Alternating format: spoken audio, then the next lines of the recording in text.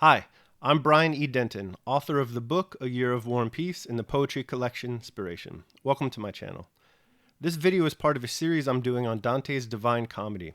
I'm reading through the entire epic poem, all three books, Inferno, Purgatorio, and Paradiso, at a rate of 3 cantos or chapters per week.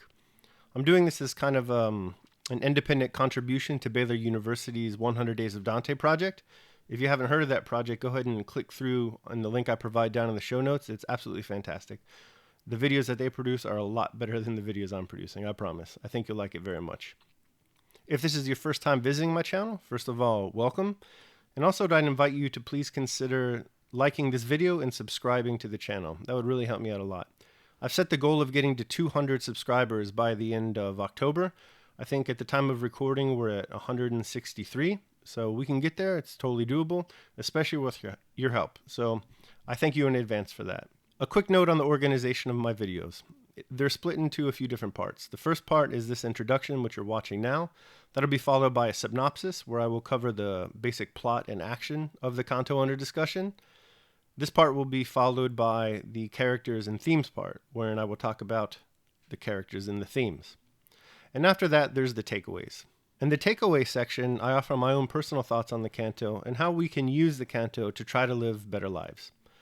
And then after the takeaway section, we wrap things up with an outro, and then after that, we go wherever the YouTube algorithm takes us.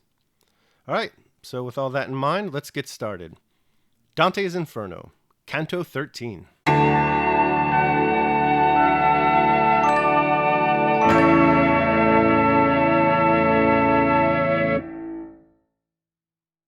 We pick up right where we left off, with Dante the Pilgrim and Virgil his guide, having been deposited on the opposite end of the boiling river of blood. And here we find our two heroes once again lost in a wood, a dark wood, and it's filled with knotted, gnarly trees. And in these knotted, gnarly trees nest the harpies, crazy-looking, half-human, half-bird creatures. Virgil informs Dante that we're now in the second ring of the seventh circle, so the people punished here are those who committed violence against oneself. And this confuses Dante because he can't see anyone. He can hear a whole bunch of lamentations, but he can't see at all where they're coming from.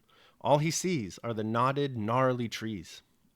As if reading his mind, Virgil tells Dante, go ahead and snap off one of those twigs then. Let's see what happens.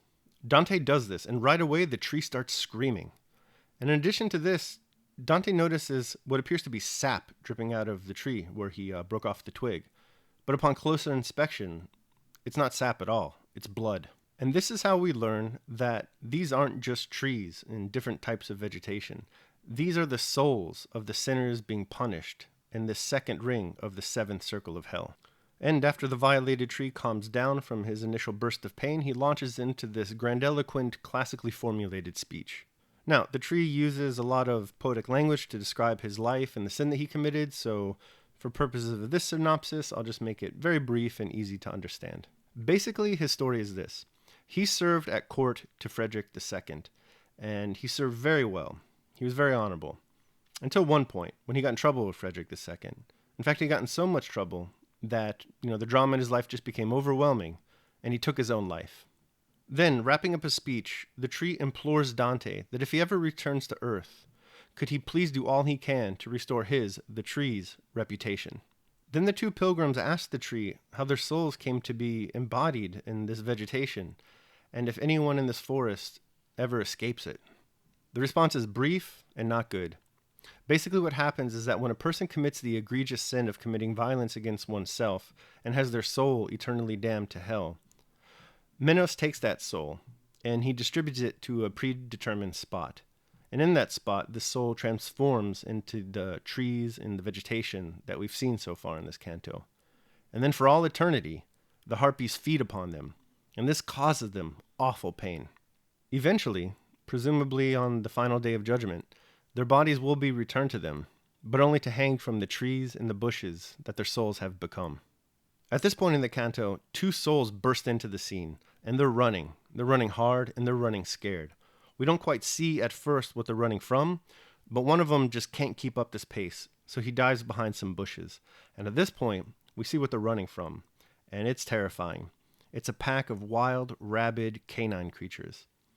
And these creatures, they spot the guy, or the soul rather, who dipped behind the bushes, and they tear into him. They rip off his limbs, they chew him up, and they carry off his torn limbs away. Now the bush that this soul attempted to hide behind screams out in pain, and asks why would this soul try to hide behind him and cause him so much pain. So Virgil asks the bush, "Who are you?" The bush's response is a bit opaque. Quite frankly, I didn't really understand it. Maybe you will. Let me know down in the comments below. But he says basically that he was from the city that traded patrons, Mars for John the Baptist, and he bemoans his lost city. And with that, we end the canto.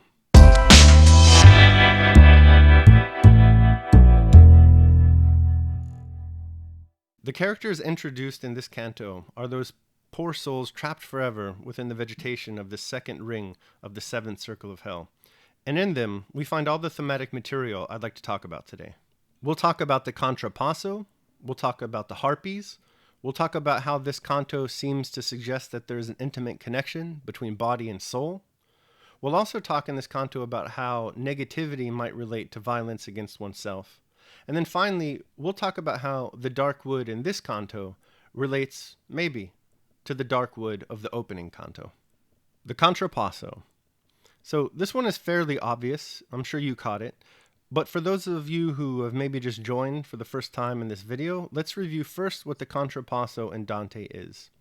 And so the contrapasso is the method of punishment that Dante uses to punish sinners in this poem. And that punishment, the contrapasso, is always going to be similar to and yet opposite from the sin that these sinners are being punished for. The sin being punished here, of course, is the sin of violence against oneself, namely suicide. And what is suicide if not the rejection of an earthly body?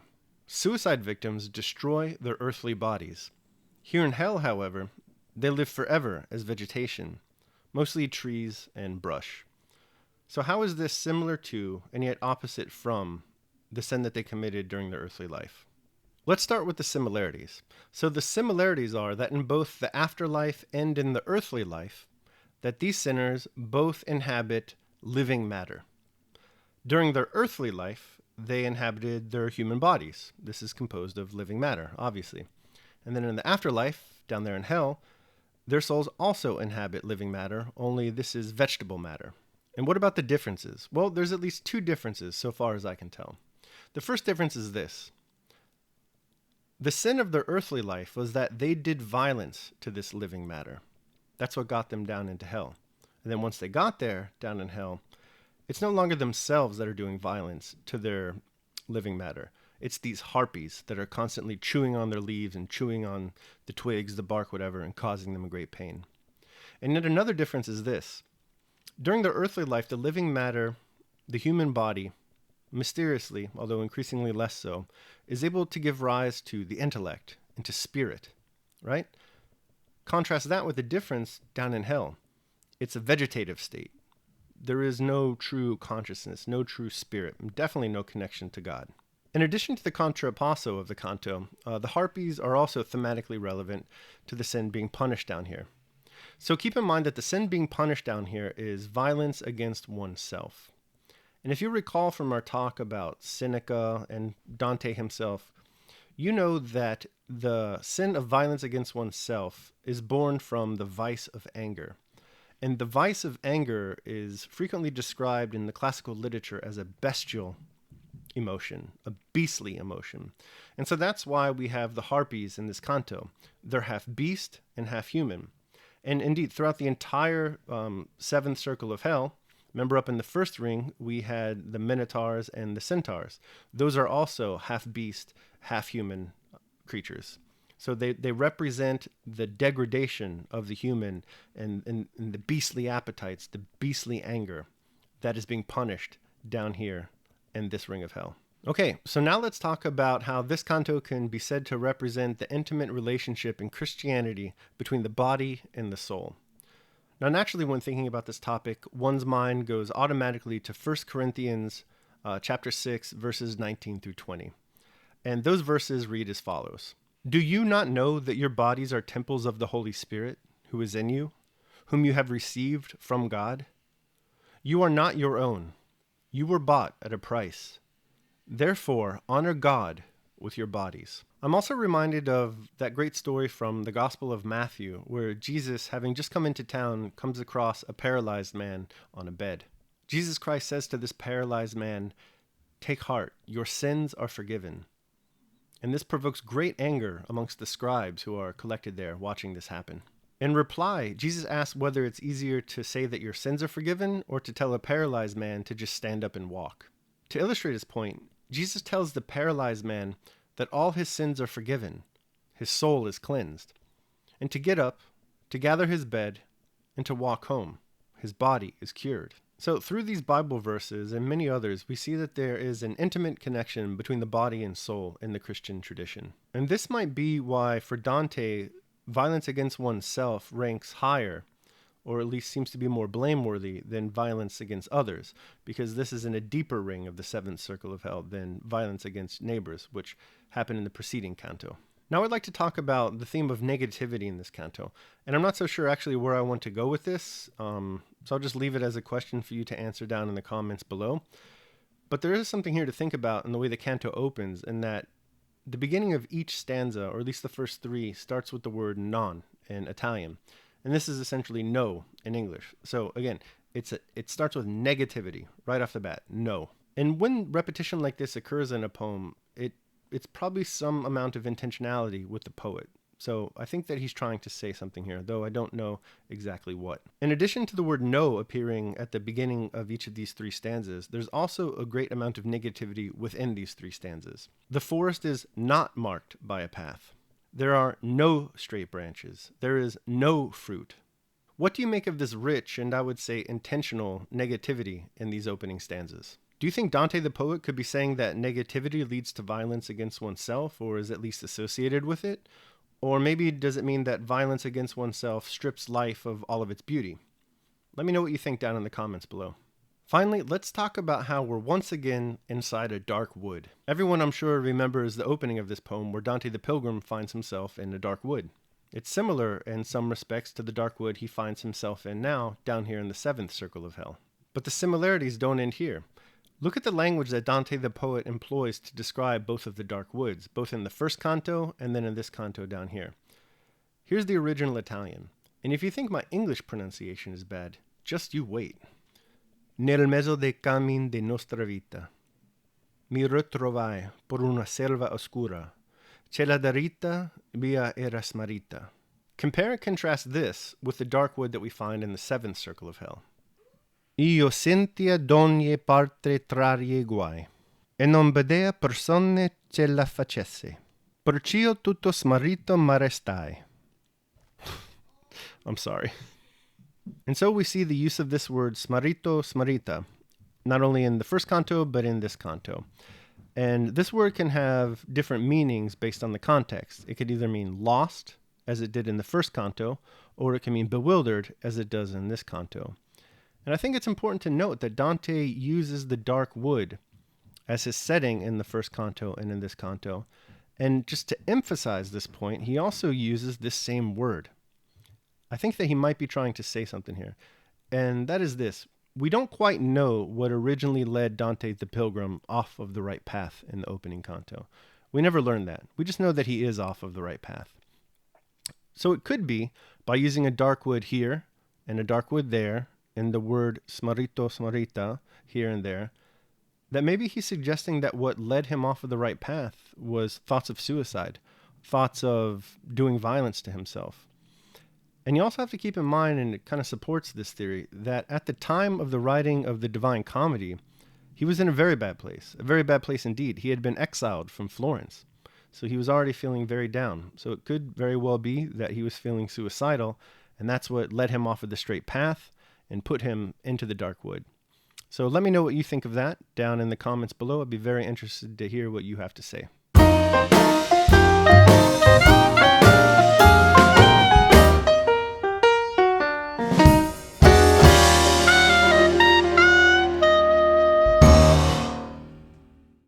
The topic of today's canto is a dark one indeed, and that topic, as we've been discussing, is suicide. Now, as it turns out, I have a little bit of experience with suicide. I myself have never been suicidal, and I don't know anyone who committed suicide, at least intentionally.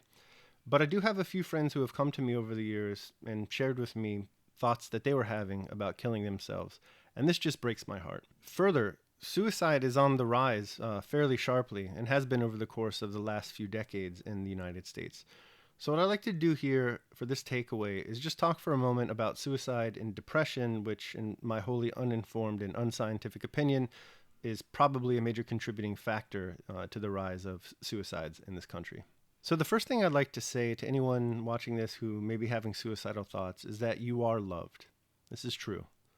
In addition to that, it's probably best to seek out a mental health professional to help you with your problems. So go ahead and call up a psychiatrist or a psychologist and someone that can help you with these thoughts. Now, after you've contacted a mental health professional, I'd like to share with you something that always lifts my spirits, and that, of course, is reading books. I love it. Books are a major part of my life, and they bring me great joy, and I hope that these few that I'm about to share with you will also bring you great joy and lift your spirits as well. So I have 3 modern books and 3 ancient books to share with you. Let me start with a contemporary book because it really made an impression on me, and I think that the author really gets it right in terms of what is ailing us today and leading to such poor mental health outcomes. And that book is Lost Connections by Johann Hari. Great book. If you've already sought out the help of a mental health professional, you should start reading this book immediately because it's really going to get you thinking about why you're feeling the way that you're feeling and what you can do about it in order to change and make more positive changes in your life. And the basic thesis of the book is this, is that the rise in depression is directly related to contemporary modern society's almost total lack of community, right? So people are spending more and more time alone. They're spending more and more time on the internet rather than out there in community. They've broken off from traditional communities like religions, trade unions, various civil society organizations. And Hari says that humans are social animals, and as such, any sustained separation from community and social interaction will inevitably lead to depression within the individual. So society, community, then this is the best antidepressant, according to Hari. And I think he's right. This book goes much deeper than I can right here, and I've only read it once. I didn't really study it and just read it really quick. But it goes into a lot of the social science that backs up his main thesis here. And there's plenty of good social science out there that he'll bring to light for you, the reader. So get this book, read this book, and then start applying the lessons within it. Go join a community garden. Find a nice church. Join a union. Something like that. Something to get social with other people. I think it will really help you out. And I wish you the best of luck. With that, let's move on to the 3 ancient books that have helped me deal with, well, not exactly depression, because I don't think I have depression, but perhaps depressive tendencies. And these books, if you've been paying attention, are the books of the great Roman Stoics. The first book from the ancient Roman Stoics is Meditations by Marcus Aurelius. I love this book. I love this book. I've read it many, many, many times. It's offered me just a wealth of good feeling and cheer, which is odd because Marcus Aurelius is clearly one dour dude. This is also the book that has the distinction, perhaps the dubious distinction, of being the book that I've purchased the most as a gift for my friends. So I've bought this for others a lot. And just to talk about it for a little bit, to offer a little small introduction, this book was kind of written as a journal for the great Roman emperor, where he explored the ways that he could best maintain mental tranquility amid a life of just constant change and turbulence. And it's a very short book, and it's composed of very short chapters, so it's easy to read. But the return on investment in this book is very, very high. So get a copy. Next up are the Letters of Seneca. Great book, too. So mostly these are just letters that Seneca wrote to his brother and also some of his other friends and colleagues. And whereas Marcus Aurelius writes in this kind of elevated, educated, regal tone, Seneca is much more practical, much more down to earth. He's like a businessman. He just wants to communicate as simply as possible. So you'll find a lot in these letters. Each letter, and there are many of them, deal with a separate topic. So, if you're having trouble, just consult the table of contents, look to see if that trouble is being treated in one of the letters, and then read the letters and then reflect upon it. See how you could employ, Seneca's methods of attaining mental tranquility amid a life of turbulence. because Seneca's doing that too, just like Marcus Aurelius was. In fact, that's the entire project of the Stoics in general.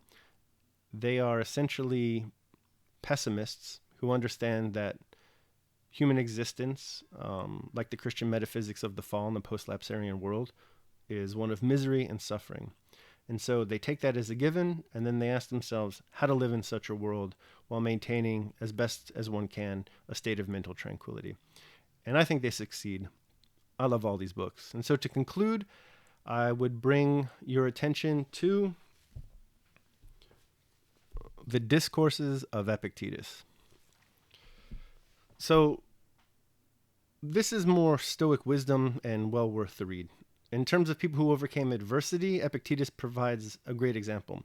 He was a slave, and in addition, he suffered great physical disability from an early age, probably the result of harsh treatment at the hands of his master. And yet, despite all this adversity, he thrived. And to find out how he thrived and the methods he employed to do so, you're going to want to read the book. And in the book, you'll explore such themes as universal brotherhood of man, universal justice, and calm indifference to pain. All right, let's move to more contemporary books. Now, this next one might generate a little bit of controversy, but I don't care. It's also a book that I've bought for a lot of my friends, and it's also one of my all-time favorite books that I've read many, many, many times over. And I feel as if it's an important part of American literature. It definitely belongs in the American canon. It's perhaps one of the greatest literary productions in our history. And that book, of course, is the autobiography of Malcolm X as told to Alex Haley. And this book is phenomenal. And there are many reasons why it is. The one reason I share it with you here, though, is that it's related to some of the themes of violence against oneself and one's neighbor that we've been reading about in this poem. When the novel starts, or at least in the early parts of it, Malcolm X, or as he was known at the time, Malcolm Little, was an awful human being. He was angry, he was spiteful, he was a pimp, he was a drug dealer, he was causing misery not only to himself but to others, and he was on the road to perdition. And as it turned out, he went to jail, and in jail, he totally revolutionized his life. He found religion, and he found purpose. And this goes back to what we were talking about with the Johann Hari book, Lost Connections. Johann Hari says that what people need as social animals is community, which Malcolm X finds in his religion, and a sense of purpose in their life, which Malcolm X finds in the civil rights movement. First as kind of a black nationalist, and then as his thinking continues to develop, by the end of the book, where his life was unfortunately cut short, in a type of multiracial civil rights movement, which he advocated for, as I said, at the end of his life. So reading through this story, not only is it just superbly written by Alex Haley, but it offers us an experience, Malcolm X's life, to reflect upon, to think about how maybe we could change ourselves and start living for the better and leave behind the shackles of painful anger and start to learn how to flourish in this life. Highly, highly recommended. Finally, I wanted to share a book that just makes you laugh because, as they say, laughter is the best medicine. So there's plenty to go with. There's plenty I could have gone with, but I went with another great American's book, in fact, one of the founding fathers. That founding father is Benjamin Franklin, and the book I would like you to read if you're feeling down and you want to laugh is Benjamin Franklin's Fart Proudly. That's right, Fart Proudly. Right off the bat, right in the title, you're already laughing. This book is hilarious. It's a collection of Benjamin Franklin's humorous writings, and be forewarned, it's extremely sarcastic. You might not be ready for it. You might think that this guy, if you've read any of the founding fathers, is quite boring. Not the case with this dude. This dude's hilarious. He's up there with Mark Twain, I think, in the canon of great American comedic writers. So check this one out, Fart Proudly by Benjamin Franklin. And those are the books I suggest for anyone out there who may be feeling depressed. I think that if you read these books, it will really help you out. But just to reiterate, just to make sure you understand this, is that the first step you should make if you're feeling depressed is to seek out the help of a mental health professional, those who love you, and also join some sort of civil society to cultivate community and a social life. You know, maybe even this Divine Comedy reading group can serve as an online community for you. So feel free to comment down below. I enjoy the interaction I'm having with some of the viewers right now, and it could always become richer with your addition. So again, I welcome you to comment down below and cultivate a little bit of online community. Online community is not the best. It's not as good as in person, but it will do for now. So to that end, feel free to participate in the comments section. All right, that concludes my video on Canto 13 of Dante's Inferno. I hope you enjoyed it. If you did like it, please consider liking the video and subscribing to the channel. It would really help me out. Remember that we're trying to get up to 200 subscribers by the end of October. It's totally doable. We're at 160 something right now as of this recording. So with your help, we can definitely get there. More importantly than simply liking the video or subscribing to the channel is getting a conversation going. So to that end, what I've done is I've prepared a few discussion prompts for you all. And those discussion prompts are as follows. Number 1, what do you think of the opening stanza's use of the negative? Do you think it means anything in terms of the sin being punished here? Remember that the first 3 stanzas of this canto start with non, so no, it's very negative. What do you think Dante is doing here? Number 2, what about the idea that it was suicide that led Dante to get lost in the dark wood and stray from the right path? Do you think there's any merit to this argument at all? Number 3, just let me know your general opinions, not only on this canto, but on the poem in particular. All right, aside from leaving comments down below, I can also be contacted on Twitter at Brian E. Denton. I look forward to hearing from you there. Remember that we're publishing these videos every Monday, Wednesday, and Friday. Our next video then will be published on Friday. Until then, take care of yourselves and others.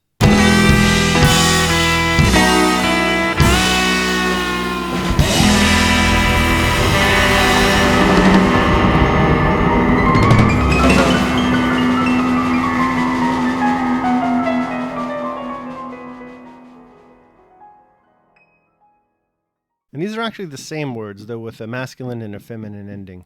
And they can mean...